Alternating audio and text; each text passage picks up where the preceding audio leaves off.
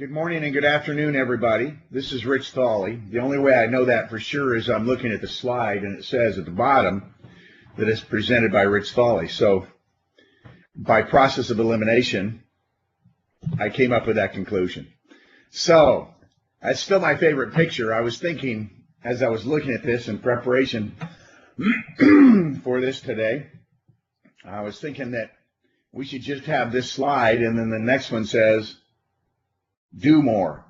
And then that would be it. I could go have breakfast because I haven't eaten yet. I'm actually having a smoothie as we speak.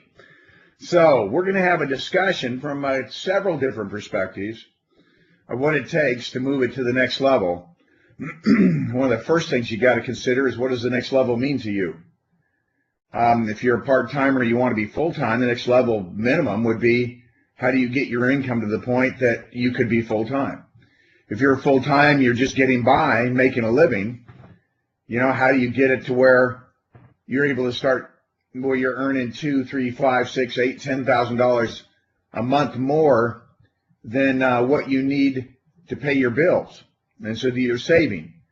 When you're there, how do you take it to where you have a chance to really build true wealth and drive your income to 40, 50, to 80, where you're making $1 million a year and beyond. All these conversations are appropriate with yourself, with your loved ones about where you want to take it. If you're just hanging around the business and not generating much income, then maybe your next level is where you're making a good part-time. You're making $2,000, $3,000, $4,000 a month part-time and paying off debt and starting to build some savings that feels good. And you're getting ahead a little bit. You feel like you're progressing in your life financially. So all those things, ideally the picture would have, 5, 6, 7, 8 goldfish bowls going from small to largest and to kind of be more representative and appropriate to our discussion here today. But as I ponder this and when I talk to people about it, goodness knows I've had thousands and thousands of conversations with people about what they have to do to increase the quality of their performance. So they literally are doing more. And it usually starts here with a magnificent word, commitment. And so what we're really talking about is moving your commitment to the next level. Now, it's interesting because I have conversations with people and have had some recently where the discussion revolves around, I don't know that we can work much harder than we're working. Then it becomes, I think, an issue of clarifying what you consider work, and we'll talk more about that in a minute, and what you work at, which is critical. There's lots of work you can do. You can do lots of paperwork in a day and end up feeling like you accomplished something or even be fatigued, at least emotionally, by such things. But you didn't really move yourself ahead very much because that's $12 or $15 an hour work. And you do 6 or 7 hours of that didn't get you ahead. So there are things about commitment that we need to discuss. I think obviously the point I'm going to make is commitment must increase. And then a discussion of what will be the signs. Most of you have heard this analogy before, that in a breakfast of bacon and eggs, you have 2 levels of commitment. The chicken, the hen who laid the eggs, was involved in the breakfast, but the pig was totally committed because it gave everything it had. And so, and it says that on here, it's an actual poster that we obviously took from the internet, but what will be the signs? What symptoms do you look for either direction for commitment or lack of commitment? It's not necessarily that you struggle. It's not that you sit there wanting to be, in the field every night and work every weekend and all that stuff. There are a bunch of times when I was totally committed where I got tired and wished my appointments would cancel. But I also learned part of being totally committed is sometimes they did cancel, and then I grabbed somebody and we went out on drop-bys. And so that we could create activity no matter what, because we were sold out to it. And so let me have a conversation with you here on this slide that I've been having with senior leaders and in our plans to move their whole organizations to the next level, and talk about the difference between bacon, being a piece of bacon, and being an egg. And so, see, the deal is every major player, I'm talking big leagues, the obvious names that would occur to you in this business, others that I know of, I've watched through my career that have become literally industry giants, went through a phase of time, and it was an extended length of time, where they removed everything else from their life, really, except their faith and their family. Now, they may have gotten up early and worked out some, but they weren't playing golf because you don't have 4, 5, 6 hours to go do that. It's not important enough.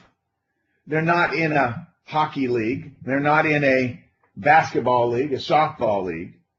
More than that, I went through a stretch of close to 5 years, Cindy and I did, where literally our television was not hooked up. We didn't watch a TV show, turn on the TV, watch a sporting event, none of those things for a number of years. The minimum length of time for moving yourself to a substantial place in the business is 18 months. But rather than talk about that specifically with you, the time frame, I just want you to understand what it sounds like and looks like. So here's what happens when you're all in. There is no television. You don't go see movies. Sounds crazy. Doesn't mean you don't have a date night once in a while. And I guess you do what you want with that, but it's almost like you sneak off because you don't want the team to know you're not working. There's just a stretch of maniac that most people will never rise to. Those that do elevate their game and separate themselves and their business lives from their peer group forever. Someone who doesn't do this can never play in the realm of someone who does. You just become so committed to working on your skills, your one-on-one recruiting skills, inviting, presentations, closing, selling the dream, speaking that language of helping people that's about our crusade, being a great person in terms of conversing in EPR, the encouragement, praise, and recognition for those of you that are new, which is a language. You speak those languages fluently. You speak them all the time. Someone gets within a few feet of you. You're engaging them in conversation in a friendly way. Not all of it gets to the business, but you're trying to move it to the business. You are maniac about personal recruiting. Some of you, as we look, if you've been around a while, and we look at your personal recruiting numbers, and you would be the first to acknowledge that they fall short. Now, that's a source of discouragement for many people that are listening to me right now. And you think, well, I'm not that good at it. Well, I would submit that probably you aren't as far away from becoming good at it as you think. It's just your commitment level to getting good at it. It's just not very high. When I was complaining once to Cindy, my wife, about how I couldn't recruit and, I was struggling and I wasn't recruiting people. I was chasing them away. I was getting the exact opposite result, and when I was lamenting about it once at the house, she finally just kept on me and said, well, don't you know somebody that knows how to recruit? Why don't you go talk to them? Well, it's kind of an obvious solution. And so I actually, and this is always good when I do that, followed my wife's counsel and sat down with some people who really were good at it, hung on their every word, memorized it. One, I badgered into giving me taping their BPM back when you could do that, and just sending it to me, an old VHS tape. And this guy was a long-winded guy, and it was like the meeting was like 2 hours and 15 minutes. And you guys, I memorized it practically. I wrote it down. I went through the video over and over again. He was from Georgia, so I developed a Southern accent, which is actually kind of a weird thing. But the reality was that's how focused I was on getting better. I wanted to do a good BPM. I wanted to learn how to do a good one-on-one. I wanted to learn how to get good at referrals. So I sat at the feet of a guy who was a referral master, took copious notes, and implemented it religiously. These are the signs that your commitment is increasing. You just don't hang around going, woe's me, sucking your thumb, being bad at something. That sounded a little harsh, didn't it? Anyway, but the reality is you just don't hang around tolerating not being good at something. You find somebody who's good at it, and you glue yourself to what they do. And I copied it, and I imitated it, and it's where I developed a reputation back then in my career. My leader said I wasn't creative, I was imitative. And that I could imitate faster than anybody he knew. And that's because I wanted to, as quickly as possible, get good at stuff. That reflected a commitment level. Another sign to combine with that kind of focus on getting better was my work ethic. Now I'm actually probably have this on another slide now that I think about it. I get so excited. And yeah, I'm looking through on I'm going to talk about it right now. Some of the things that we got to do. The other thing is you put away those things I talked about. You put away your hobbies. You put away television. You put away recreation in large measure. You aren't going to games. You guys, I didn't watch March Madness. The Canadians, that's, well, you probably know what it is. It's, college basketball down here in the States, and we're last a month, and you're watching it all the way through the finals. And I used to just hardly miss a game, and you couldn't get me to watch that stuff during this phase of my career. I mean, I wasn't watching the Super Bowl. The only thing I kept going was my relationship with my sweetheart and our children, of course. And she stepped up her commitment of handling that for us, so I could manifest myself more and more in the field and creating the activity and building people. And one of the other signs is I became a strong personal prospector. I was out talking to people, following up on referrals, grinding that out. I can't tell you I was overjoyed with all of it, that it was fun for a lot of it, but it was necessary and it was effective. And because I was working on getting better, it's amazing. And so winning, by the way, is more fun than having fun is fun. I hope that makes sense to you. If it doesn't, then I'm probably missing the mark with you in this conversation. I'm talking winning, getting a bunch of money in savings, getting all your debts paid off, your house is paid off, your life is great. You're able to do wonderful things with and for your family. You've set up great accounts for your children, and you know they're going to be able to get through college now without debt, and they're able to get into their first house without it being a burden and having some savings to back them up rather than dead broke like almost everybody else around them. You're able to reach into other people's lives. You're able to do stuff in your church. You're able to do something for the local university or whatever, wherever you're committed to that way. And that's more fun than screwing around, going out with your buddies, having a few beers, watching the game. There's nothing wrong with this stuff. I'm just telling you, when you're in this season in your life where you have a chance to win and win it all, you don't screw around with this little stuff, right?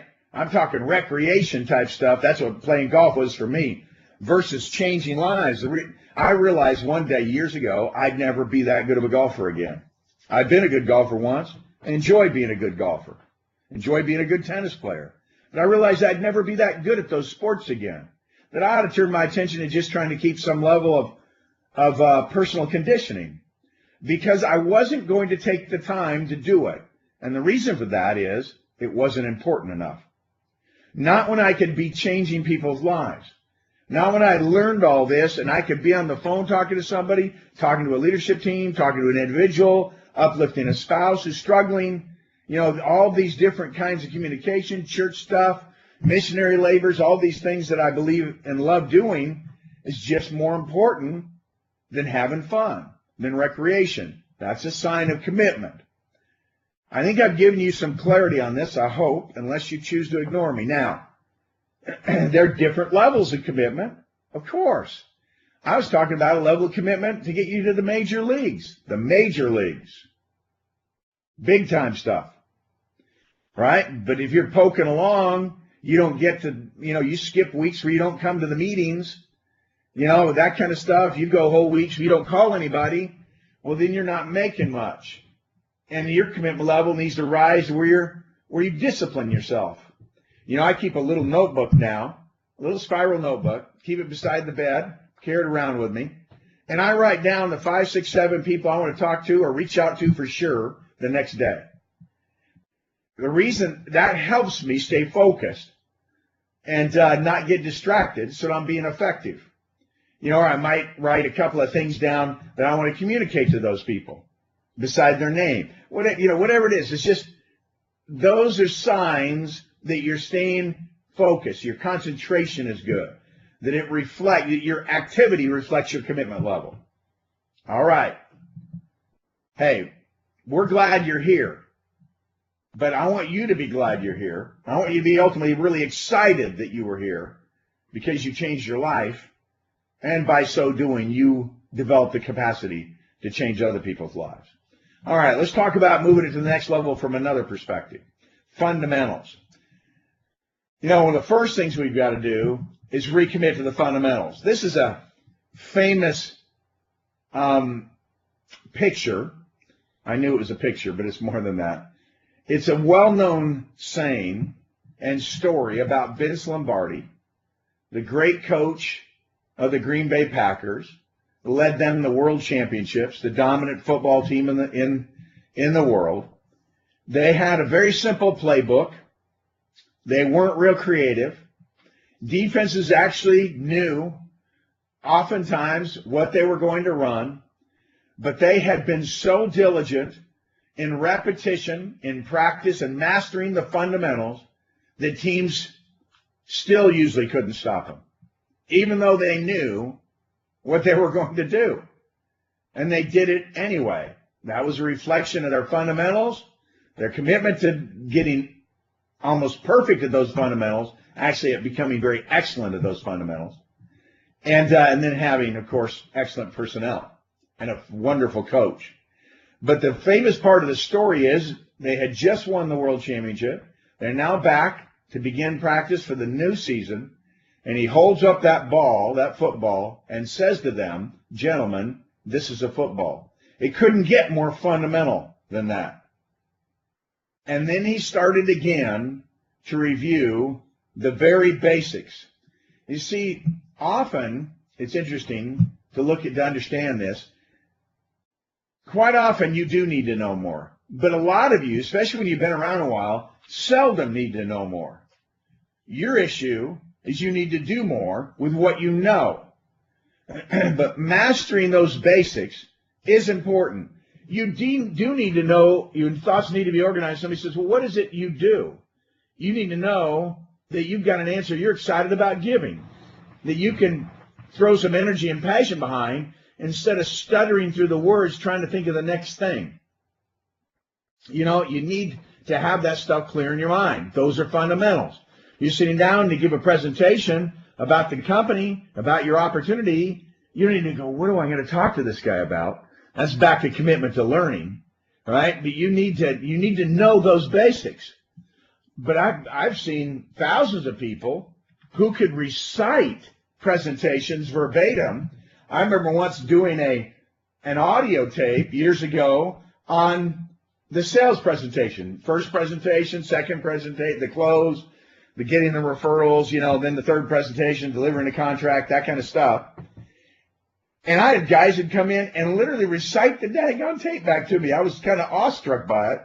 And I was even usually a little bit ahead of where I was, but they weren't doing much. And so fundamentals are critical, because if you don't have them, get them, right? But then there's going to be more than that. But the example is, are you clear on how to do a prospect list? Are you clear on helping others to do a prospect list? Are you clear on what it means when I say you need to be controlling contact?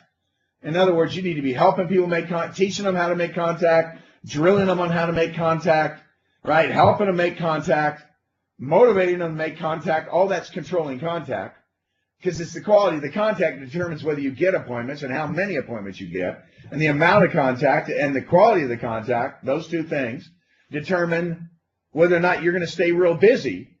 Because a lot of you get pretty good at presentation, you don't get good at controlling contact. So these are basic things you need to master. Most of you have access to leaders, all of you do, one way or another, if you keep reaching to leaders who understand this stuff, but now it comes down to this. The ever-present intangible, staying enthusiastic. You see, that's one of the fundamentals of leadership. You may not think of it as a fundamental. You may think of it as how to get referrals or how to close or how to give a one-on-one presentation or overcome objections, and those are fundamentals too. But there's a little bit higher law to the fundamentals, and one of the higher laws of the fundamentals of leadership is staying enthusiastic, staying upbeat, drawing on an inner source of energy when you don't feel like it, because you have a responsibility to do so, because people need you to do so. Right? That's a fundamental of leadership. So, recommit to the fundamentals. Where's your team on this? What is the status of prospect list in your organization? What is the quality of contact that's going on? Are you just turning it over to new people to stumble and bumble and trip over their tongue and all that stuff? Or are you doing something to really drill them, really help them, get on the phone, go see people with them, whatever it is you're doing, or usually the combination of the two, and so that you do move both yourself and them to the next level. And one last thing about fundamentals. One of the fundamentals of moving to the next level is helping other people move to the next level. Don't forget that. All right, let's talk about something that I call beyond almost enough. Because I have watched so many people in their careers do almost enough. It almost makes me, and it probably has, quite frankly, at times, weep. Cry. Not big sobs usually, but just a tear in my eye when I watch lives, wonderful people get to the brink of greatness. Right? There it is. Just almost in the end zone and not get there. That's something that probably bothers me more than anything else. And I've seen thousands of part-timers not go for it, get distracted, I'm too busy at work, or don't have support at home, or whatever it might be, and fade. But I'm talking about guys who almost do it. And there are a bunch of you on this call right now. And they're right there. I mean, and it's not you got to double your effort. I mean, it's like 10% more, 15% more. This guy in this field, it was 1 yard more. Wasn't even that, was it? 2 feet. Crazy. Out of the 300 feet, he got 298 of them. And there he is. And we're going to pretend that's 4th down. So, let's talk about this. Most people do almost enough to win. And here are the obstacles. And they're very much in the intangible realm. People don't, when I say the word work, you think if you're working, if you're conditioning, you're lifting weights, you're running, you're doing your cardio, you're sweating, and that's work. You think of work, you think of being there early, staying late, making lots of phone calls, that kind of stuff, practicing your presentations, and that is work. But what too many people, and the guys who fall short, who do almost enough to win, this is your slide, is they don't quite believe their dream can come true. Now, one of the ways they limit their dream, that's some of it, but you've got to keep extending your dream. There was a day where I'd paid off my debt. We had lots of money in savings, enough to last us the rest of our lives. A lot of good things had happened in my career. Had we not, Cindy and I, extended our dream beyond those things, we would have plateaued and we would have stopped short of greatness in both our business and in our lives. I don't think that's work that ever ceases. You've always got to be working on seeing yourself winning. Literally, part of your work is picturing it every day. You know, I love to take a few minutes and go into Fantasyland. What do they call that at Disneyland? It's Fantasyland, right? And so they go into Fantasyland, and I think about what would it be like to be at this level of play. You know, I mean, that I spend some time thinking, what it would be like to be a billionaire or a multi-billionaire. What would it be like, drop it short, have 500 million and moving beyond? You know, that's one thing. I picture, and what for me that translates into the causes I'm able to support. Again, lives we're able to change, stuff we could do at school, stuff we could do for children. You know, you got to see yourself winning, accomplishing things, pictured every day. You know, there was a Goofy movie with Adam Sandler, and I certainly don't and won't recommend many Adam Sandler movies, you know, but there was a funny one called The Water Boy, and he was somewhat stunted, this character, in his personal development, as his mother, Cajun mother, said he was lacking in the social skills, and he wanted to go out for football, and when he got mad and tackled the guy, and the coach saw it for the Mud Dogs, and Mud Dogs. I always loved that team name. And the character is played by Henry Winkler, and he got him picturing things that got him fired up. In this case, angry, and he called it tackling fuel. Only he said tackling fuel. And so you need to develop tackling fuel. You know, I mean, that's a reality. You are driven or limited and held back by your emotions, one or the other. So you're either going to start working a little bit harder on seeing yourself winning, picturing it every day, thinking about how great it's going to be, how exciting it is, how good it's going to feel, or that needle will start hitting on empty, and you won't have the tackling fuel. And so this is how you move beyond almost enough. As you expand and extend that dream, and you see it, and you picture it, and it helps you believe, and you can't be stopped when you believe. You just don't let it happen. Another thing that I see that people do almost enough have, that their number one priority is helping people. Not helping themselves, not showing off, not being a big shot, not look at me, not letting your ego fill the room, right?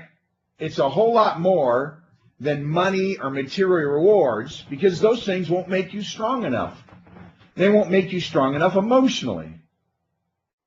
You see, the people who can do almost enough, it's an emotional failure. It's seldom a system failure.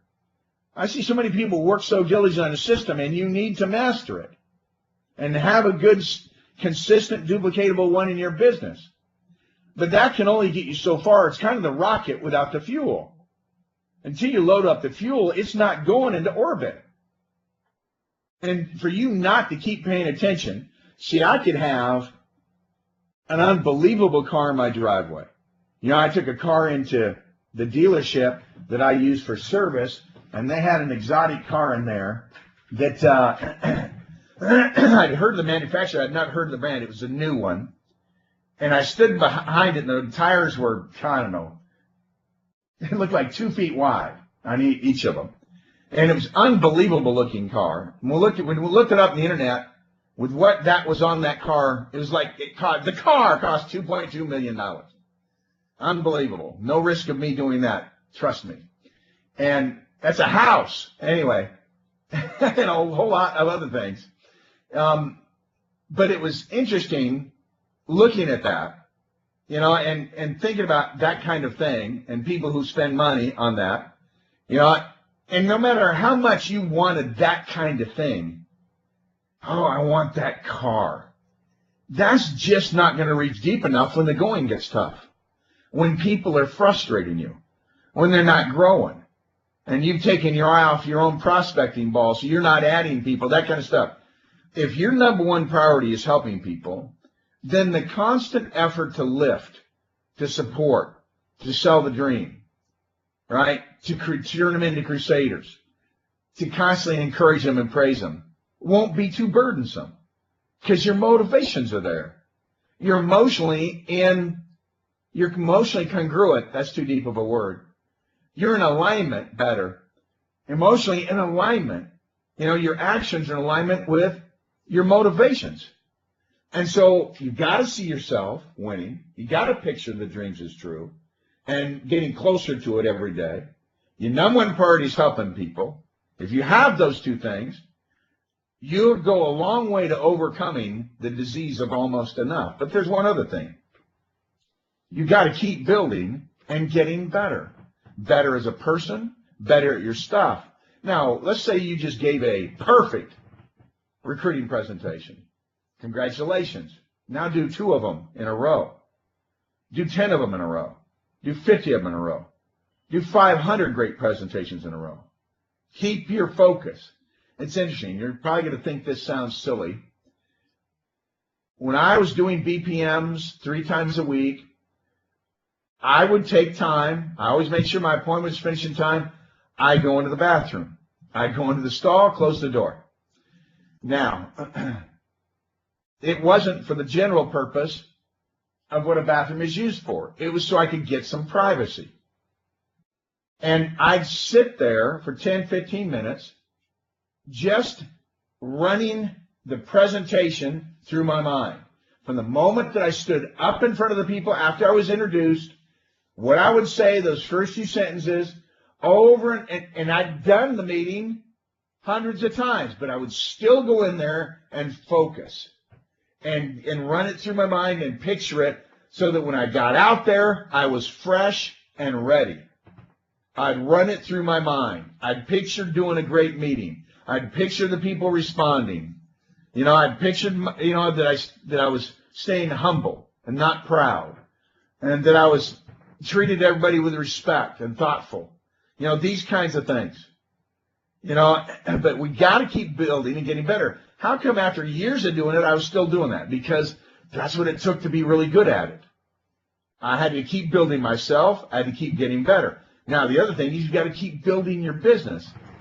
So many of you just don't keep bringing people in yourself. I know it's easier to work with other people's people. The overlap, you get a lot going on. You say, use it as an excuse. I couldn't handle anybody else. Nonsense. Of course you can. You just got to get better. You got to stop telling yourself what you can't do. You got to build a stronger phone habit.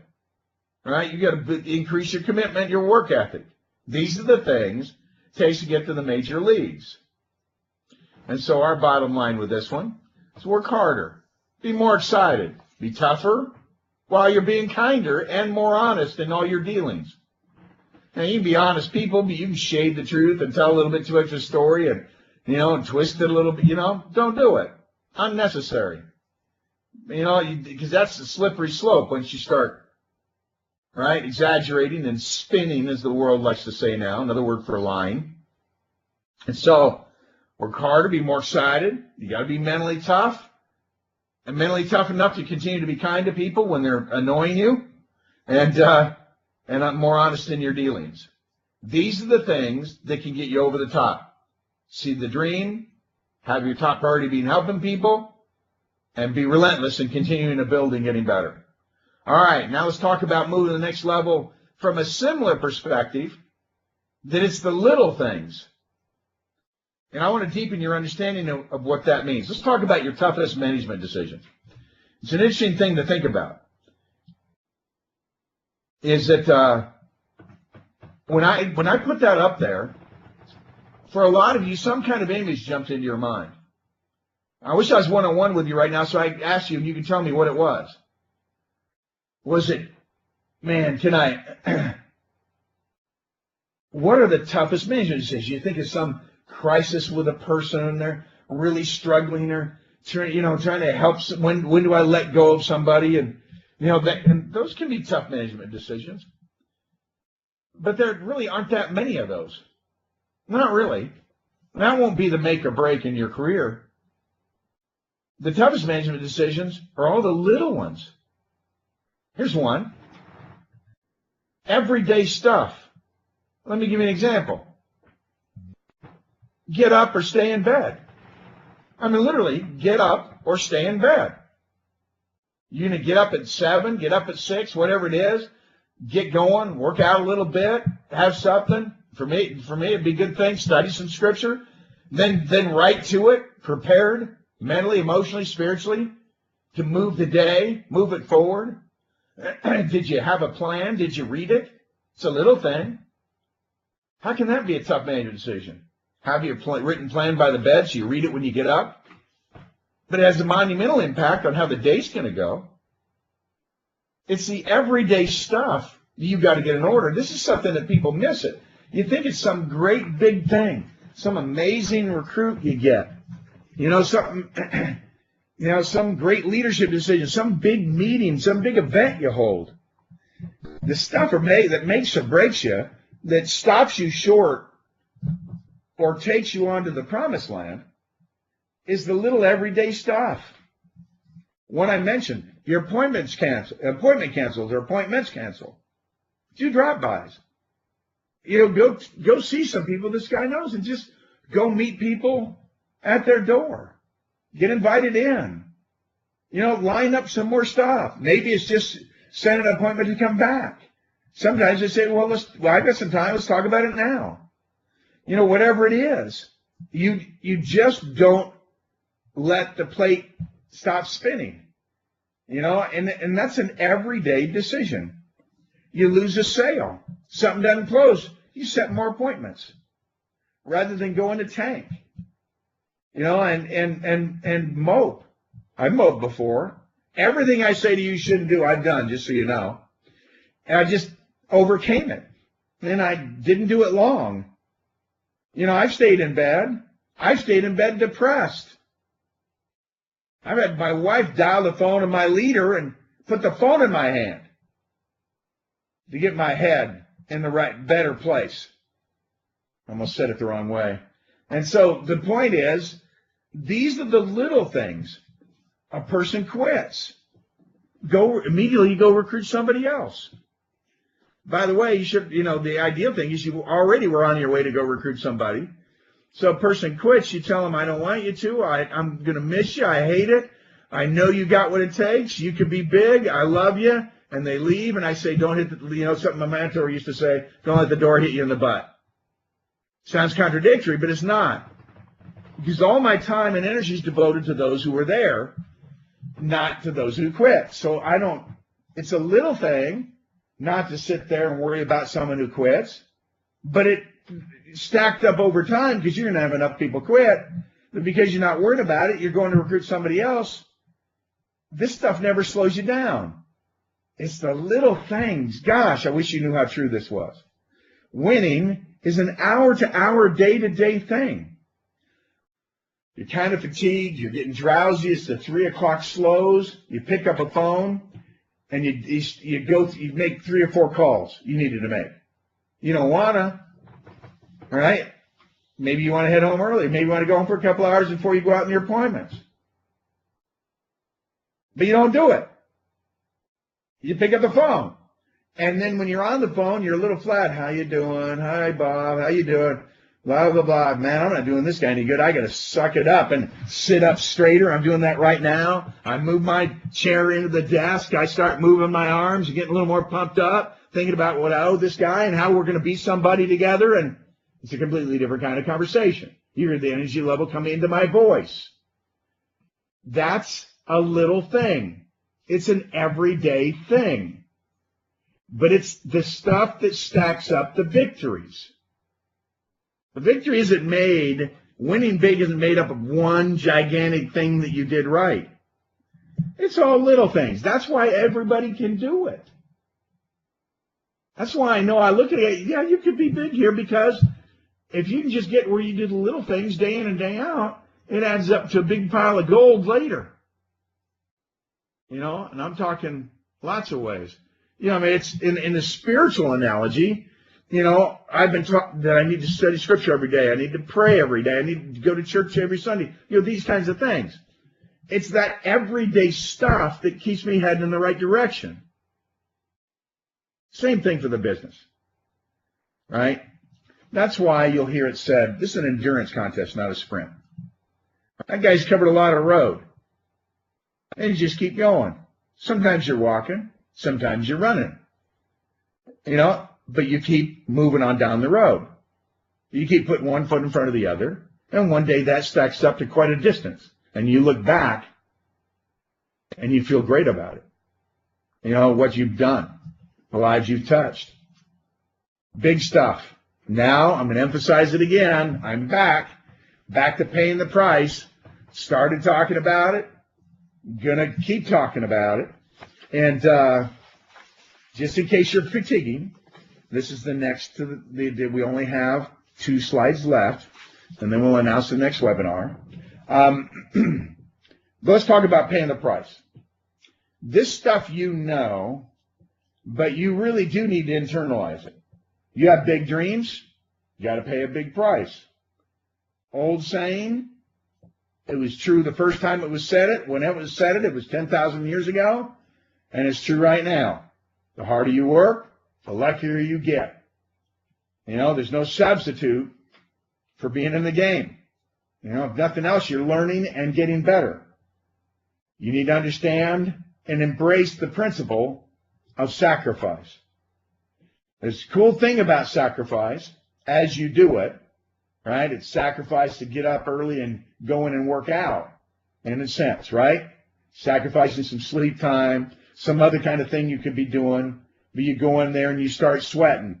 No pain, no gain stuff, right? But when you do that and you start doing it consistently, it builds your confidence. It builds your staying power.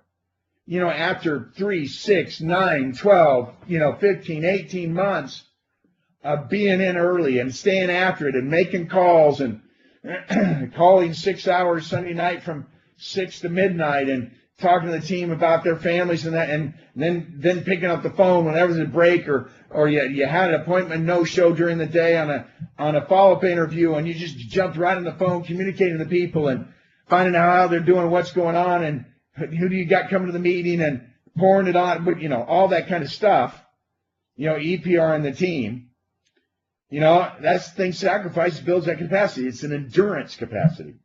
And without sacrifice, you don't develop that kind of staying power.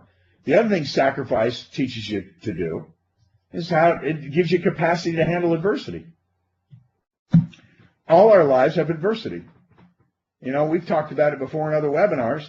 The adversity you want to avoid is the one you bring on yourself, the bank robber that's getting shot at, by the police. That's going, how does this stuff happen to me? Well, it happens when you rob a bank, numbskull, right? So that's the kind of adversity you bring on yourself. But there's other kinds of adversity. Your back goes out, the toilet gets stuck and overflows. These are major adversities in life. Or your car doesn't start. There's spats you're going to get to in your family. You got to work that through. People do quit because you can't control them. And but when you've been sacrificing and you're doing what you need to do and you built those habits, you have a great capacity to just keep going through adversity. And in fact, you don't even really identify it much as adversity. It's just another day. The wind happens to be blowing a little harder in your face than yesterday, but tomorrow it won't blow as hard, and you don't really give it much attention one way or the other. You just keep doing the same things you were doing. It's like hitting a golf ball into the wind. It's not going to go as far. You'd still hit it well. You'll hit the next one short, and you get up and down. You handle it. You expect it. If you're playing in a competition, the other guy's got to hit into the same wind, so let's go for it. And you develop that right attitude about taking adversity in stride. This is all part of moving to the next level. If you're not sacrificing, then you're not going to develop these things, and you won't get there. You'll be an almost enough, or even far less than almost enough. But I want you to understand that winning is the best. Now, you'd probably wonder, living in the San Francisco Bay Area, why I'd show a picture of the Giants. Or I'd show a picture of Scudero after he caught that fly in the rain. I was at that game. You know, I just couldn't miss it. Grabbed Trevor, my son-in-law, and we went and watched the 7th game of the National League Championship Series.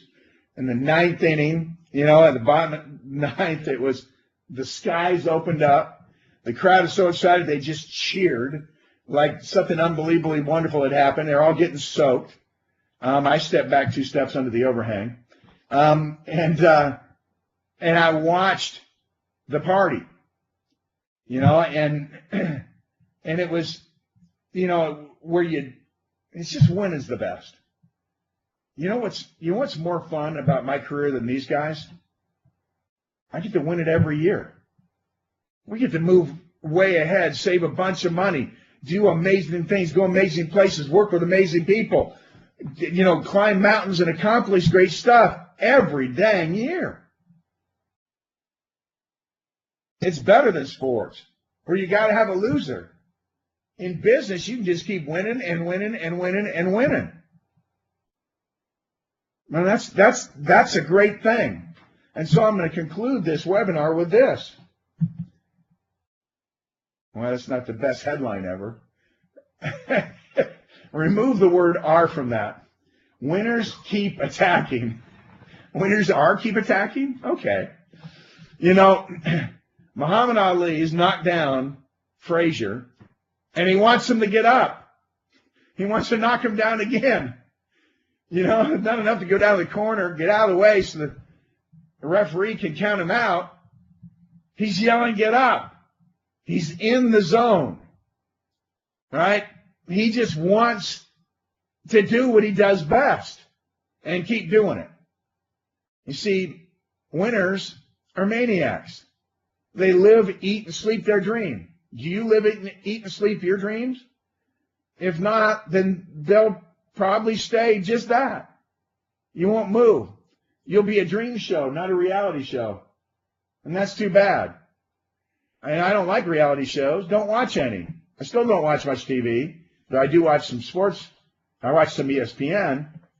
But the reality is, you got to be a maniac. You got to live, eat, sleep your dream.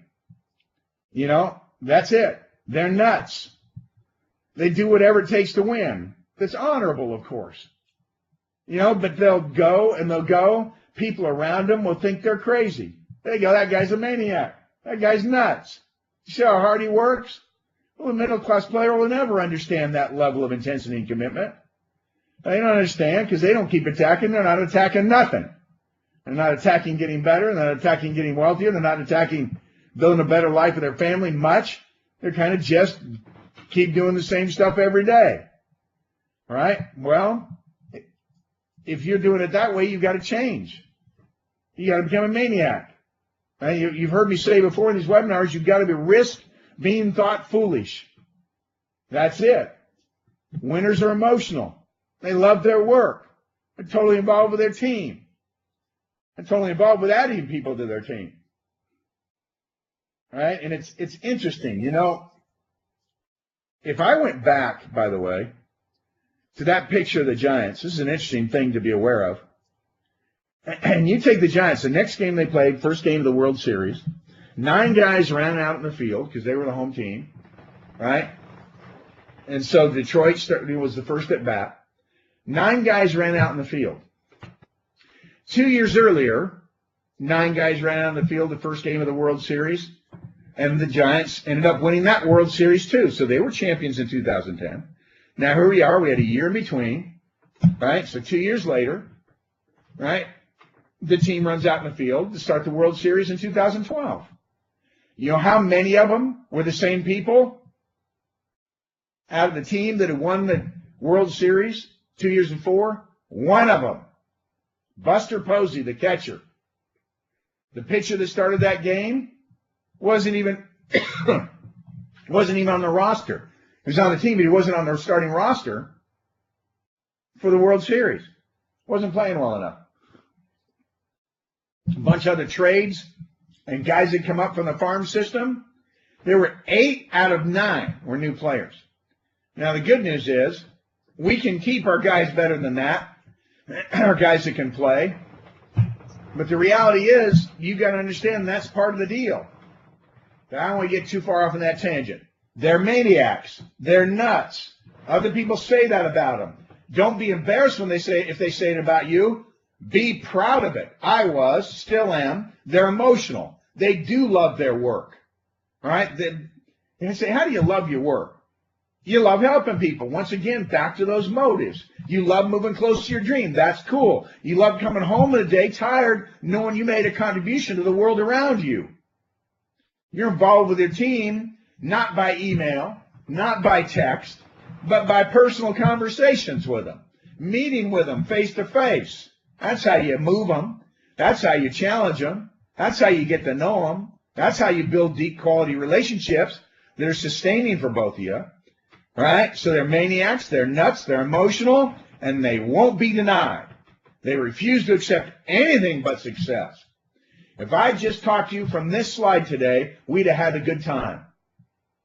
Are you a maniac? Are you nuts? Are you emotional? Can you be denied? You've got to answer those questions. That'll be the difference.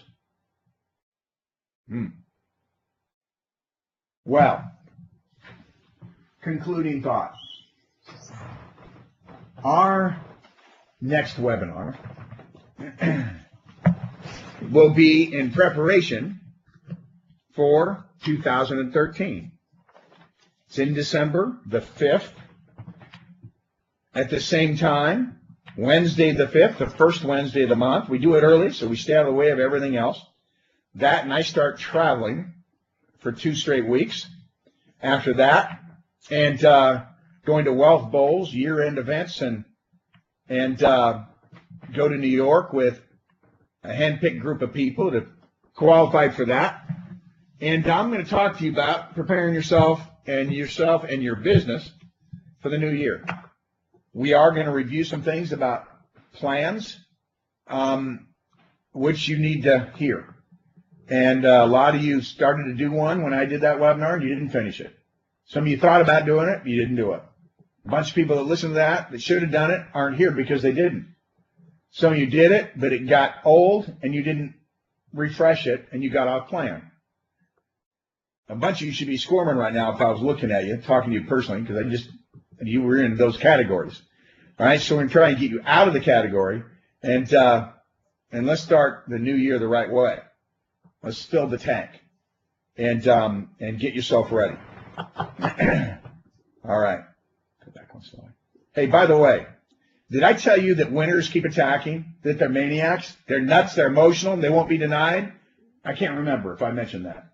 But just in case, there it is. All right. Once again, I think I don't mean it, but I do. I love and appreciate you. Thanks for being in business with us. It means a lot. Sure be a shame if I was given this webinar and there are only 2 people on it instead of a couple thousand. So I appreciate it. Thanks, everybody. Let's get it to the next level. Pick where you need to work on it and go to work on it. All right. Make yourself, it's not about making us proud of you, though we will be. Make your family proud of you. Make those who look to you for leadership proud of you. And that's where you want to listen. All right. Thanks, everybody. Pour it on in November. We got a lot to do. Talk to you next webinar in December. Bye.